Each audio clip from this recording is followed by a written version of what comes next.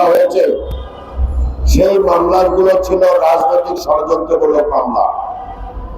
এই মামলাগুলো ছিল আওয়ামী লীগ জোর করে ক্ষমতায় টিকে থাকার জন্য ভারপ্রাপ্ত চেয়ারম্যানের রাজনৈতিক জীবনকে ধ্বংস করার মামলা। এই মামলাগুলো ছিল বাংলাদেশের জাতীয়তাবাদী রাজনীতিকে নিশ্চিহ্ন করার লক্ষ্যে দায়েরকৃত মামলা। সেই মামলাগুলো এখন পর্যন্ত কিন্তু প্রত্যাহার করা হয় নাই। নির্বাহী আদেশে বাংলাদেশের সবচেয়ে জনপ্রিয় নেতা বিএনপির ভারপ্রাপ্ত চেয়ারম্যান তারেক রহমানের মামলাগুলো সহ বিএনপির যে সমস্ত রাজনৈতিক নেতা, বিএনপির যে সমস্ত নির্যাতিত নেতা আজও পর্যন্ত কারাগারে বিভিন্ন মিথ্যা ষড়যন্ত্রমূলক রায় নিয়ে কারাগারে রয়েছেন, তাদের মামলাগুলো সরকারের দায়িত্ব নিয়েই প্রত্যাহার করা উচিত ছিল। কারণ বাংলাদেশের জাতীয়তাবাদী রাজনীতির পক্ষ করতে গিয়ে আজকে ভারপ্রাপ্ত তারেক রহমানের বিরুদ্ধে এই মামলাগুলো হয়েছে। বিএনপির যে সমস্ত নেতৃবৃন্দ কারাগারে রয়েছেন, তারা আজকে বাংলাদেশের গণতন্ত্রের পক্ষে অবস্থান করেছে বলেই তাদের কাছে কারাগারে থাকতে হয়েছে।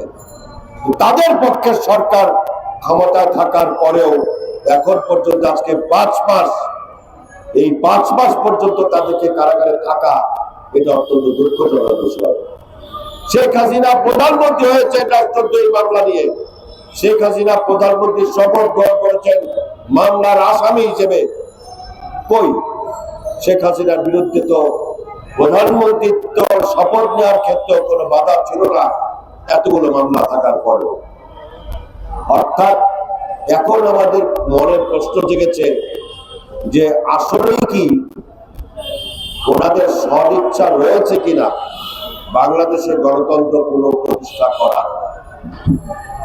আমাদের মনে শঙ্কা তৈরি হয়েছে বাংলাদেশের জাতীয়তাবাদী আদর্শের রাজনীতির বিরুদ্ধে কোন ষড়যন্ত্র সরকারের মধ্য থেকে করা হচ্ছে কিনা।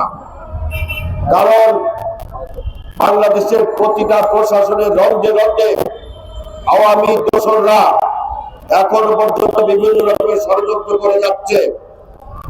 ডক্টর মোহাম্মদ ইউনূস সাহেব, আপনি আমাদের কাছে হৃদয়ের স্পন্দন, বাংলাদেশের জাতীয় মর্যাদার প্রতীক আপনি।